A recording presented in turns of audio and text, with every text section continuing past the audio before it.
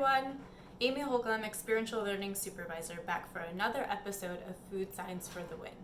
This time we're looking at simple vegetable soups. So as the weather is changing, with fall coming upon us, probably quicker than we think, this is a great time to make vegetable soups because we also have a lot of vegetables from gardens or farmers markets, and they are quite easy. So they taste good, they're easy, and we're making the most of our vegetable harvest together. Samin Nasrat, who wrote Salt, Fat, Acid, Heat, talks about 3 types of soups. There's brothy, which is like broth based, so very clear liquid, a simple broth or stock, and a few ingredients in the mix, so pretty light. Chunky, which as the name implies is a little bit more heartier, it has more stuff in it. And then smooth, which is somewhere in between. So we'll be focusing on smooth soups for this episode, specifically Gazpacho, which is an Italian-based cold soup that is primarily made of tomatoes. So if you had your own tomato plant, or you know someone who did and it survived the derecho storm, there's probably a lot of tomatoes in your life right now, and Gazpacho is a great way to utilize that along with other things that you might have in your garden, at the farmer's market, or even in your fridge. So primarily it is based in tomatoes, and I have 2.5 larger tomatoes. They are not from a garden, but they'll do. So they're bigger. They're also ripe. We really need our tomatoes to be ripe for gazpacho, because if they're too hard, not only will they not have as much sugar, which leads to flavor, but they're going to taste gross and they're not going to blend as well. So you want to make sure you have ripe tomatoes. Additionally, you can have some cucumber. So I have half a cucumber that I've peeled. I'll chop it up a little bit more as we get closer to the hands-on portion. The cucumber, you also want it to be ripe, so you don't want it too firm, but cucumbers are they're either really good or they can go either way, right? So an ideal cucumber is firm to the touch, doesn't have those mushy spots, isn't bruised, and has a really good fresh aroma. Then we also have a shallot that is cut up a little bit already. And the shallot is a little bit more potent than a regular like white or yellow onion, and that's going to really come through in with the tomatoes and other ingredients. If you like a little heat, you can add some jalapenos. So I have jarred jalapenos in my fridge, and I was like, sure, let's add them. If you joined us for our last episode, we talked about roasting versus grilling vegetables and how both methods will produce browning because of the Maillard reaction, which is a chemical reaction that produces really complex flavors. And I had some jarred roasted red pepper, so I thought I'd make the most of it and add it to my gazpacho today too. And then an optional ingredient is some day-old like crusty bread. So this was just like a big loaf that I used for some toast. And the bread is going to affect the texture of the gazpacho. Without bread, it'll be a little bit more runny or liquidy, and so kind of more drinkable in a cup. With the bread, it'll be thicker. So think about when you're making like a stew, for example, you might put some flour in it to thicken it up. And then that will be more like soup-like, where you can eat it out of a bowl with a spoon.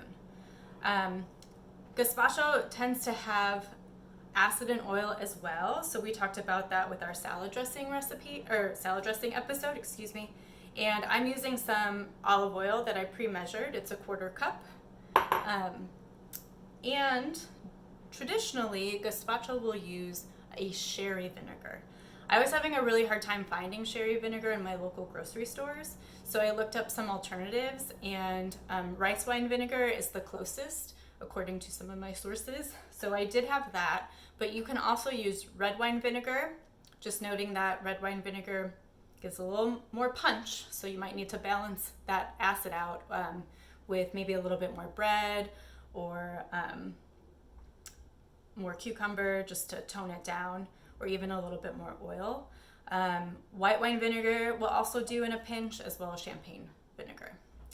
And then I'll also be using a little bit of lemon juice at the end to brighten it up, and salt as my only seasoning right now because of the fresh vegetables. There's a lot of the fresh and jarred or roasted. There's a lot of flavor that's going to go into this, which is really exciting. So for the hands-on portion, I'm going to lower my camera so you can see my workstation, and then we'll get to chopping and blending. And one thing to note too, because we're making this smooth soup, we need something to blend it with. I don't have a standalone blender, but I do have an immersion blender that looks like this. So it's 2 pieces. This is the blade. You attach it, it's plugged in, and it has 2 speeds by holding a button. I'll do it really fast. That's what it sounds like. That'll work just fine. And it comes with this container. So I'm making a very small batch of gazpacho, but you can do a larger batch either in a blender or with an immersion blender in a bowl. It just requires a little bit maneuvering. Okay, so I'm gonna lower the camera to my workstation. Maybe if it'll cooperate. There we go. Kind of. Okay, so here's my container. First step. Because I'm using bread, it's really important that I add the bread and a little bit of water and let it soak. This might be too much bread. Let's take a little bit out. So even though soups are usually based in a flavorful liquid, gazpacho doesn't have much liquid aside from the tomato juice, right? So I'm not gonna load it up with water, but I just did enough to dampen it. So I'm gonna set that aside and get my tomatoes ready. I'm using a chef's knife to just kind of quarter the tomatoes. They don't have to be diced or like cut up smaller because of the blending, which is nice. So this is why I like gazpacho, because it's a fast prep soup. And I'm just adding them in to my container as I go.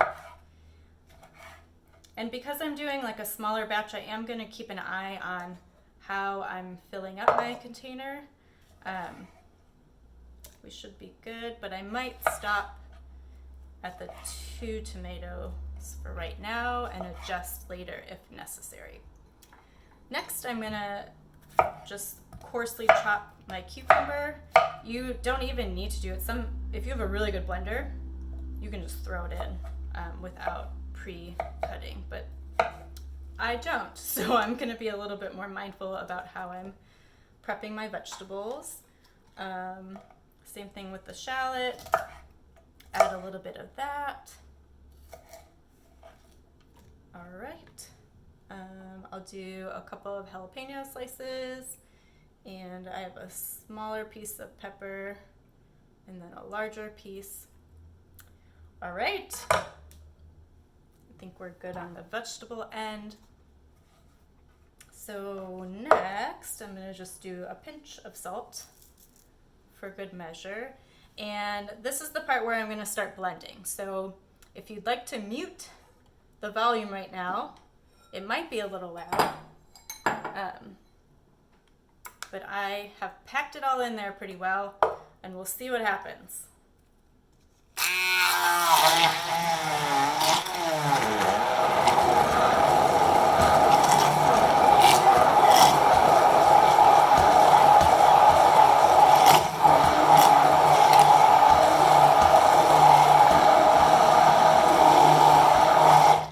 Okay, so that seemed to blend pretty well.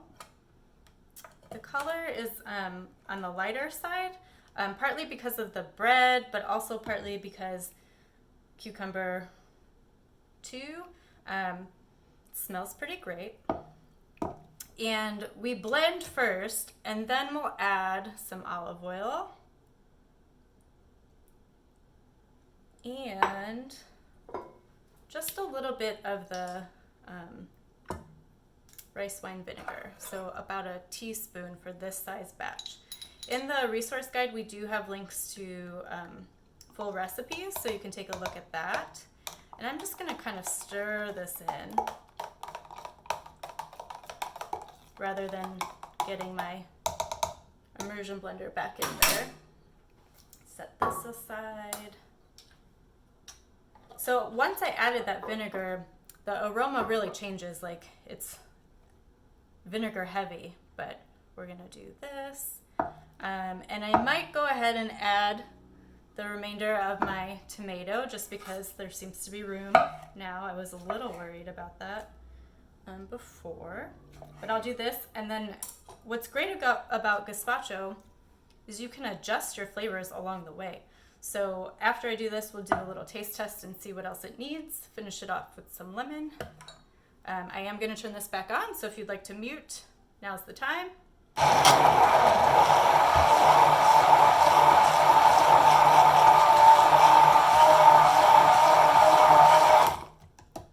All right. So with the immersion blender, it's going to be a little bit chunkier. What's nice about this though is I can just go ahead and taste it. So I'm going to raise the camera up again. And it smells like tomato forward, as it should.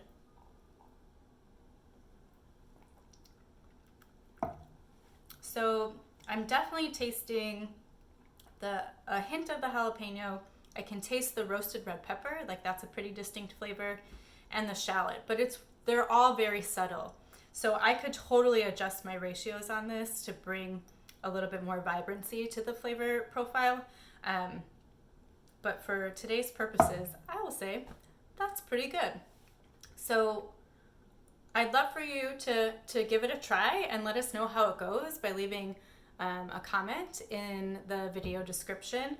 Like I said, there is a resource guide that has specific recipes, but maybe you already have one that's amazing and you want to share it with the community. So if that's the case, please do. Otherwise, I hope you join us for next month's Food Science for the Win, where we'll look at what we can pair with simple vegetable soups, like amazing grilled cheese sandwiches. Thank you so much for joining me. I hope to see you again. Take care.